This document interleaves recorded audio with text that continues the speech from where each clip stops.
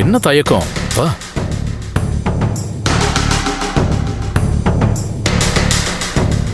நில்லு.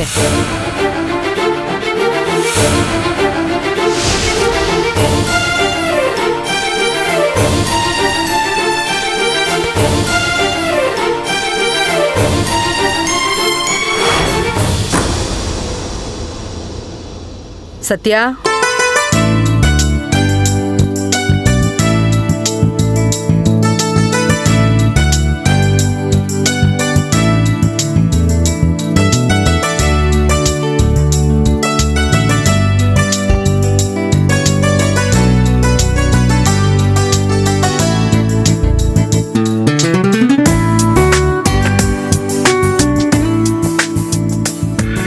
சுஷ்மா, நான் பேசின எதையும் மனசுல வச்சுக்காதம்மா. சுனில் என்னை விட்டு போயிட்டாங்கிற விரக்தியில தாம்மா அப்படி பேசினேன். மன்னிச்சிடுமா. அத்தை, நான் உங்களை மன்னிக்கிறதா? தப்பு பண்ணது நான் தான் உங்ககிட்ட மன்னிப்பு கேட்கணும். இல்லம்மா, நீ எந்த தப்பும் பண்ணல. சின்ன வயசுல இருந்து சுனில் கொஞ்சம் அப்படி இப்படி தாம்மா இருப்பான். வயசு ஆக ஆக சரியாயிடுவான்னு நினைச்சேன். என் ஆசையில மண்ணள்ளி போட்டு போயிட்டான். சரி, அதை விடுமா. இனிமே அவனை பத்தி பேசுறதுக்கு என்ன இருக்கு? கபிலன் ஏதோ ஒரு இடத்துல பாதுகாப்பாத்தாமா இருக்கா. எங்க நாங்க அவனை கூட்டிட்டு வந்துருமோன்னு பயந்து அவங்க அப்பா இருக்கிற இடத்த சொல்ல மாட்டேங்கிற அம்மா. அம்மா, நீ எதுக்கும் கவலைப்படாத. யூனிஃபார்மோட போய் அந்த ஆள் முன்னாடி நின்னு வை. பயத்துல எல்லாத்தையும் உளறிடுவான். என் மருமக வந்துட்டாடா. இனி எல்லாமே நல்லபடியா தான் நடக்கும். நானும் மாமியார் மெச்சிக்கிற மருமகளா நடந்துக்குவேன் அத்தை. அப்படியா? எங்க அந்த மாதிரி ஒரு நடந்துக்காமி? சும்மா இருங்க.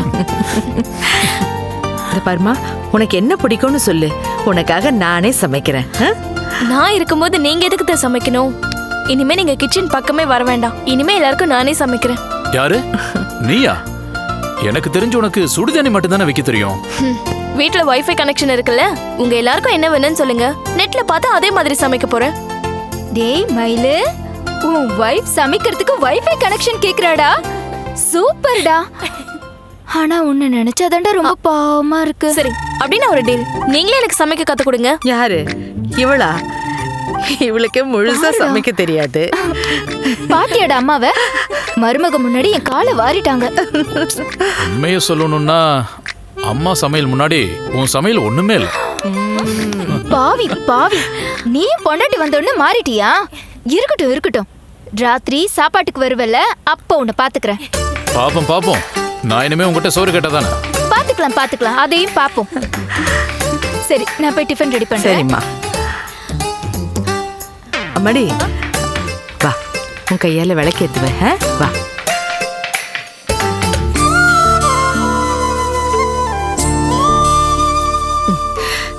ஏத்துமா.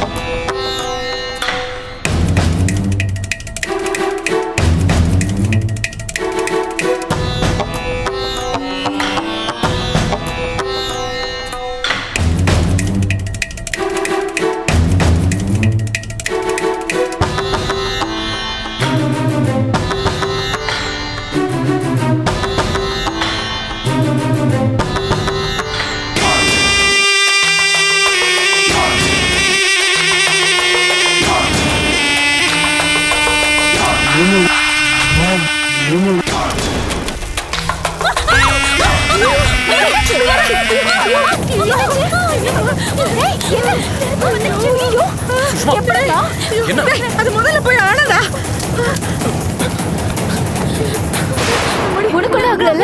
என்ன சுஷ்மா, விளக்கு கூட ஏத்த தெரியாதா? இல்லங்க, அது எப்படியா ஷால பிடிச்சதுனே தெரியல. சுஷ்மா, நீ தானே ஜாக்கிரதையா இருக்கணும்.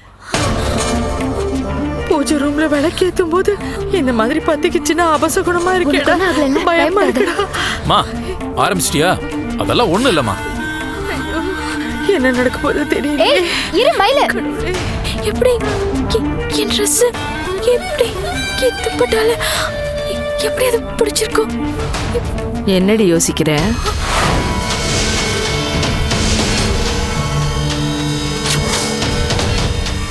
உன் துப்பட்டாவை நான் தான் கொளுத்தினேன்.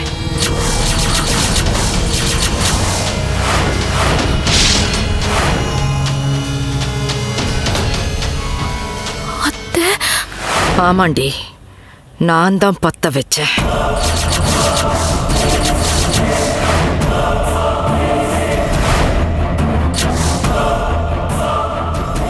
ஏண்டி, என் மகனை கொன்னுட்டு என் வீட்டுக்கே நீ மருமகளா வந்திருக்கேன்னா உனக்கு எவ்வளவு துணிச்சல் இருக்கணும்.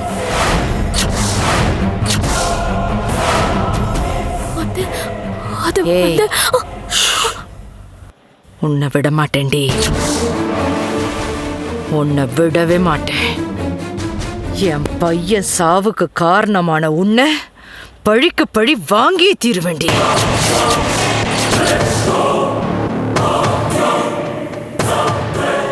இந்த வீட்டில் இருக்கிற ஒவ்வொரு நிமிஷமும் நீ நிம்மதியாவே இருக்க முடியாதுடி. நிம்மதியாவே இருக்க கூடாது. என் பையனோட உன்னை சேரவே விட மாட்டேன். சேரவே விட மாட்டேன்.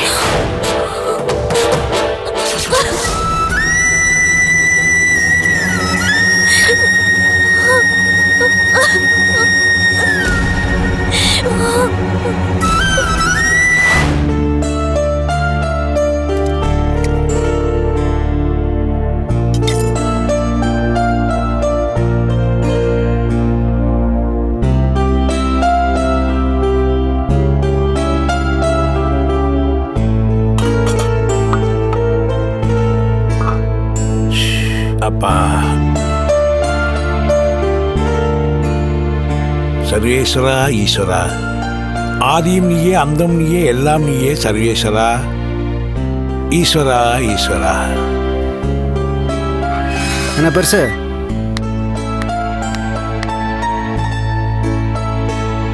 பஞ்சாயத்து ஊடு தேடி வருது, எல்லாம் வேலை தானா?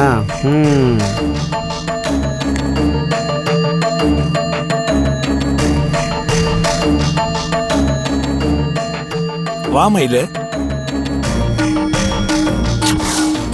என்ன மச்சான் இவ்வளோ தூரம் வந்திருக்க? ஏதாவது விசேஷமா?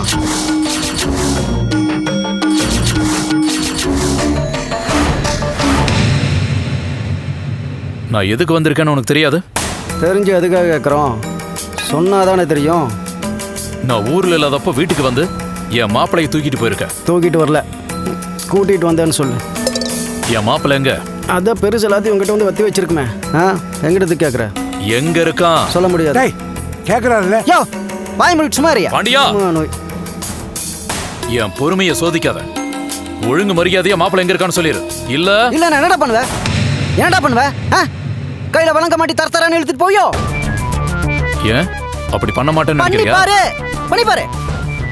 உன் சுண்டு வரல மேல பட்டா கூட அங்க உன் மாப்பிள்ள உயிரோடு இருக்க மாட்டான். பார் மயிலு, எப்ப கேட்டாலும் ஏதாவது சொல்லி இப்படி மிரட்டுறான். பெருசு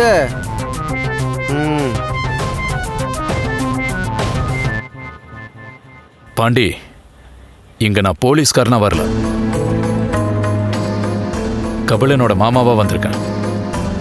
அவன் எங்க இருக்கான்னு சொல்லிடு. கபிலன் கிடைக்கல, அப்புறம் சட்டப்படி நடவடிக்கை எடுக்க வேண்டியிருக்கும். எடுத்துக்கோ, சட்டப்படி தானே, யாரும் வேணாண்ணா. நான் உன்னை தடுக்கவும் இல்லை, கையை கட்டி போடவும் இல்லை. ஆனால் நான் என்ன பண்ணாலும் கபிலன் எங்கே இருக்கான்னு சொல்ல முடியாது. ஆனால் ஒன்று நிச்சயம், உன் கையை மேலே பட்டது அங்கே அவன் உயிரோடு இருக்க மாட்டான். என்ன பிளாக்மெயில் பண்றியா? இமெயில் பண்ண கிளம்பு மயில, எனக்கு ஏகப்பட்ட வேலை கிடக்கு. இதுதான் உன் முடிவா? ஆமாண்டா. என்னடா பேசிட்டே போற? அக்கா புருஷனாச்சுன்னு பாக்குறேன். நடரா ஸ்டேஷனுக்கு. எம்எல்ஏ கை வச்சுட்டு இல்ல, ஏடா கையா. இப்போ உனக்கு என்னடா தெரியணும்? கபிலன் எங்க? அவனை என்ன பண்ண? சும்மா கபிலன் கூட்டிட்டு இருக்க. அவன் ஏன் மகன், நான் அவனை பெத்தப்பேன். எனக்கு இல்லை வைக்கிறவன் கலந்துச்சு. உன்ன இப்படி எல்லாம் பேசினா சரிப்பட்டு வர மாட்டேன். ஸ்டேஷன்ல வச்சு முட்டிக்கு முட்டி தட்டினாதான் நீ சரி வருவ. வேணாம் மயிலு, உன் உருட்டல் மிரட்டல்லாம் என்கிட்ட செல்லாது. என்னை பத்தி உனக்கு நல்லா தெரியும், நான் பாவம் புண்ணியம் பார்க்காதவன். இப்ப கையெடுக்க போறியா இல்லையா? டேய் வாய மூடுடா. கபிலங்கடா. சொல்றேன். அதுக்கு முன்னாடி உங்க அக்கா கிட்ட இருந்து டைவர்ஸ் வாங்கித்தா, அப்புறமா சொல்றேன்.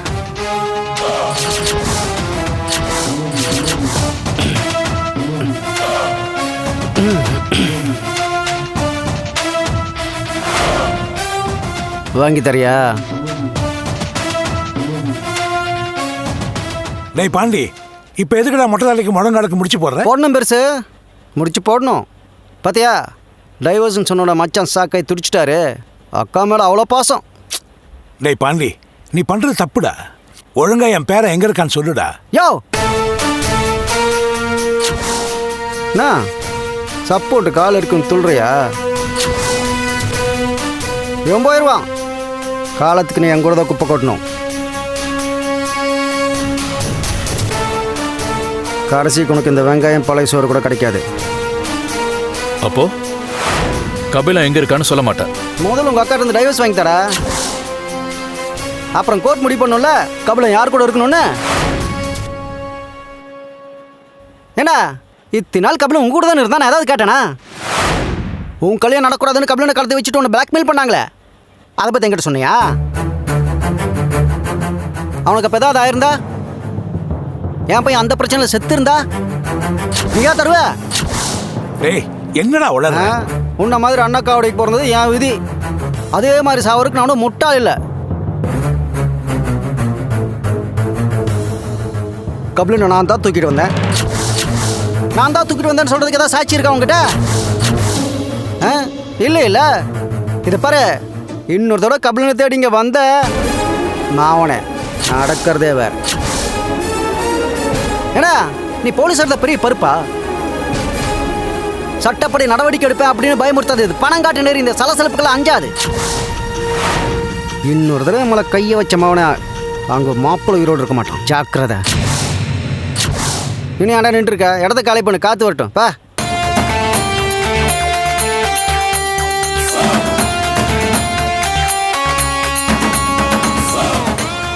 யோ, என்ன அங்கே பார்த்துட்டு இருக்க? எடுத்து வச்சிருக்க கொட்டிக்கோ. சைலண்டாக இருக்கணும், அனாவசியமாக பேசிட்டு கூடாது. பையா ஈஸ்வரா, இன்னும் இவனால என்னெல்லாம் அனுபவிக்க போறனோ? பார்க்க தானே போற. போ. போலீஸ்னா பெரிய பருப்புன்னு நினைப்பேன்.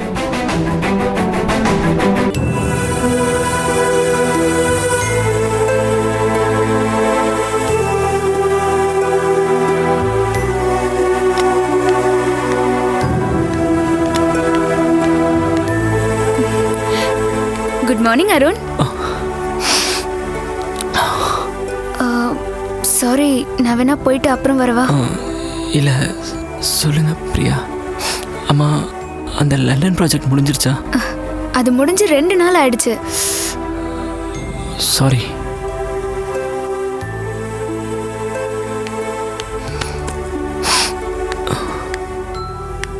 என்னாச்சு அருண்? ஏன் இவ்வளோ டிப்ரெஸ்டாக இருக்கீங்க? ஏதாவது பிரச்சனையா? அது வந்து இங்கே பாருங்க, என்கிட்ட ஷேர் பண்ணலான்னு தோணுச்சுன்னா சொல்லுங்க, இல்லைன்னா பரவாயில்ல.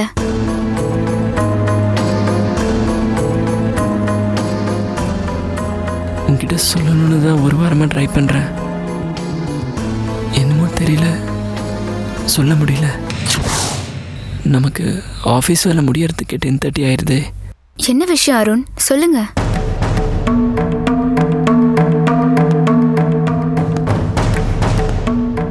எப்படி சொல்றதுன்னு எனக்கு தெரியல. அடிக்கடி சொல்லுவல்ல விக்ரம் உன் அண்ணன் மாதிரின்னு. ஆமா, அதுக்கு என்ன? உண்மையிலேயே விக்ரம் என் அண்ணன் தான். என்ன சொல்றீங்க? எனக்கு ஒண்ணுமே புரியல.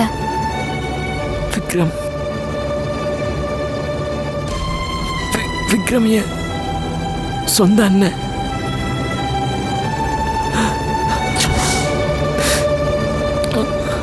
நாங்க 2 பேரும் ஒரு தாய் வைத்த பிள்ளைங்க.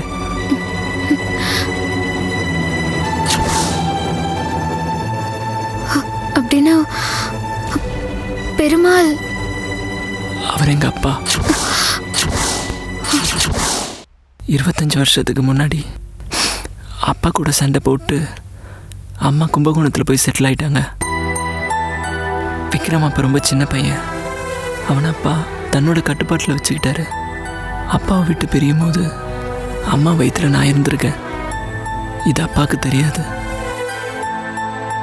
அப்படின்னா தனக்கு இன்னொரு பையன் இருக்கிறதே பெருமாளுக்கு தெரியாதா? ஆமா, இந்த விஷயம் விக்ரம் இறக்குற டைம்ல தான் எனக்கே தெரியும்.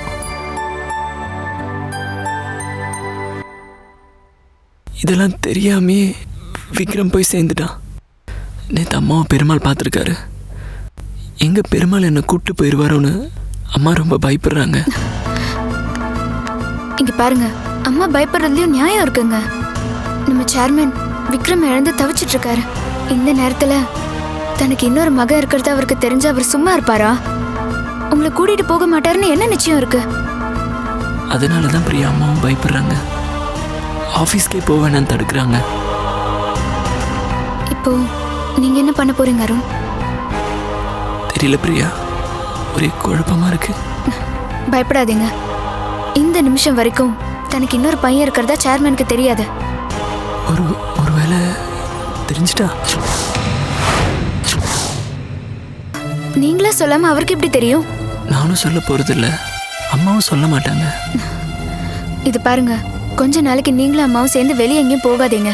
பெருமாள் ஆளுங்க பார்த்துட்டா பிரச்சனை ஆயிடும். ஆமாம் பிரியா, நாங்க கொஞ்சம் ஜாக்கிரதையா தான் இருக்கணும். சரிங்க, இந்த பிரச்சனையை இப்போதைக்கு பேச வேண்டாம். You are correct. யாருக்காச்சும் தெரிஞ்சா கன்ஃபார்மாக இந்த விஷயம் அவருக்கு தெரிஞ்சிடும். இதை பற்றி நம்மளும் பேச வேணாம். ஓகே.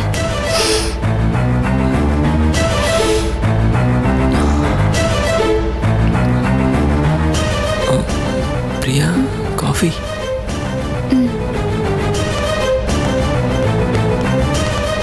அம்மா, இப்பெல்லாம் நீங்க ஏன் செல்ஃபி எடுக்கிறது இல்ல? எங்க பிரியா, வேலை அதிகமாக இருக்கு, ரெஸ்ட் எடுக்க கூட டைமே இல்லை. ஒரு நிமிஷம். ஹலோ, சொல்லுங்கள் சார். கண்டிப்பாக அனுப்பிச்சிடுறேன் சார். ஓகே, ஈவினிங் அனுப்பிச்சிடுறேன் சார். டெஃபினட்டாக sir, don't worry sir, evening அனுப்பிச்சிடுறேன். Okay, thank you sir.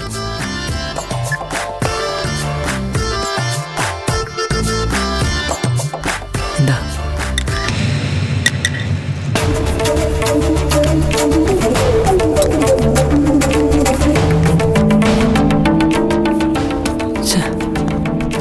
இப்போ என்ன பண்ணுறது பிரியா? இந்த ரூமோட கீ சேர்மன் கிட்ட தானே இருக்கும். ஸ்பேர் கீ ஏதாச்சும்? அது வாட்ச்மேன் கிட்ட தான் கேட்டு பார்க்கணும். சரி, ஓகே.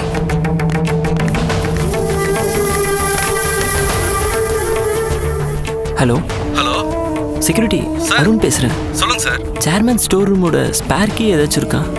இருக்கு சார். சரி, ஓகே, எடுத்துட்டு வாங்க. சரிங்க சார். இருக்கா? இருக்கு. எதுக்கு சார் கீ கேட்டீங்க? இந்த ரூமை கொஞ்சம் திறங்களேன். இந்த ரூமை யாரும் திறக்கக்கூடாதுன்னு சேர்மன் ஐயா சொல்லியிருக்காரு. ஹலோ, என் செல்ஃபோன் உள்ளே விழுந்துருச்சுங்க, கதவு திறங்க, நான் எடுத்துக்கிறேன். இருந்தாலும் ஐயா கிட்ட ஒரு வார்த்தை. இப்போ திறக்க போகிறீங்களா இல்லையா?